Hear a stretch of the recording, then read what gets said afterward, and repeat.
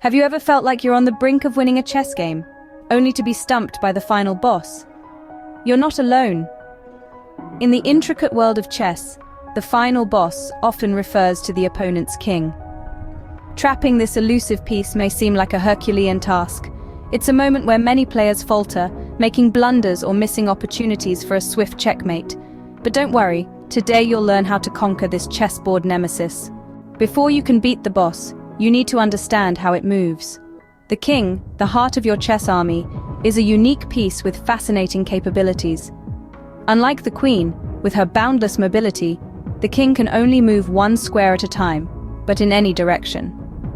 This limitation makes the king vulnerable, yet also gives it a certain nimbleness. The king's strength lies in its universality. It can step into any nearby square, making it a handy tool in close-quarters combat. However, its weakness is its limited mobility, making it susceptible to attacks from afar. In the grand scheme of the chessboard, controlling the center is paramount. The more control you have over the center, the more restricted your opponent's king becomes. Limiting the king's mobility can lead you to victory, for a trapped king is a defeated king. Now that you understand the king's moves, let's move on to the strategy. You've understood the king's moves. Now it's time to learn how to trap it. In the world of chess, this winning strategy is known as checkmate. It essentially means putting the opponent's king under direct attack, from which there is no legal move to escape. To achieve this, you'll need to use your pieces effectively. Let's start with the rooks. These are particularly powerful in the endgame. When used together, they can trap the king on the back rank or file, making escape impossible. One rook can control the king's movement, while the other delivers the checkmate. The queen, often considered the most powerful piece on the board, can also play a significant role in delivering checkmate. With her ability to move in any direction, she can work in tandem with other pieces to corner the king. However, be careful not to expose your queen to unnecessary risks. She is a valuable asset, and losing her can often swing the game in your opponent's favor. Pawns, though they may seem insignificant, can also contribute to a checkmate. For instance, they can control squares around the opponent's king, limiting its movement and creating opportunities for other pieces to deliver the checkmate. Now, let's delve into two common checkmate strategies: the back rank checkmate and the smothered checkmate. The back rank checkmate often involves using a rook or queen to trap the opponent's king on the back rank. It's a simple yet effective strategy, especially when the opponent's pawns have not been moved to create escape routes for the king. The smothered checkmate, on the other hand, is a bit more complex. It involves surrounding the opponent's king with its own pieces, leaving it no legal moves.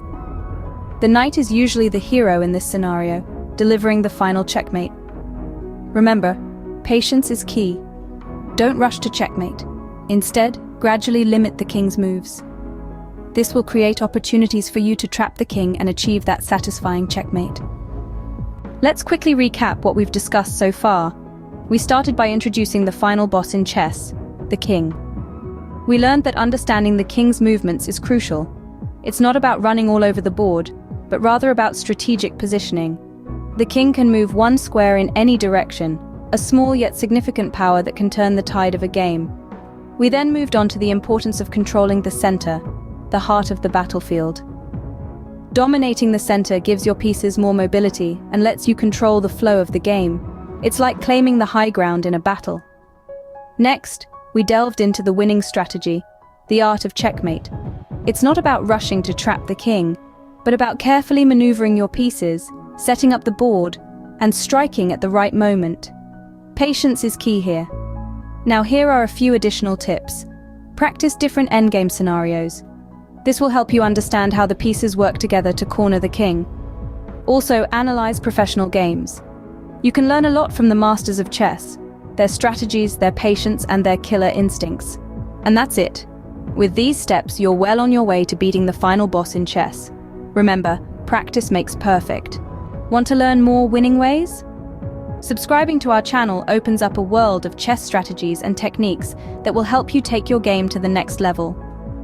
By joining our community, you won't just be learning, you'll be sharing a journey with thousands of others who are passionate about chess.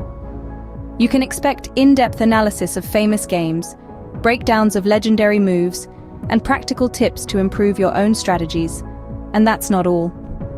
We'll also be hosting Q&A sessions, where you can ask your burning questions and get answers from experts. So if you're ready to dive deeper into the world of chess, hit that subscribe button and join us on this journey to chess mastery. Don't just play chess, master it.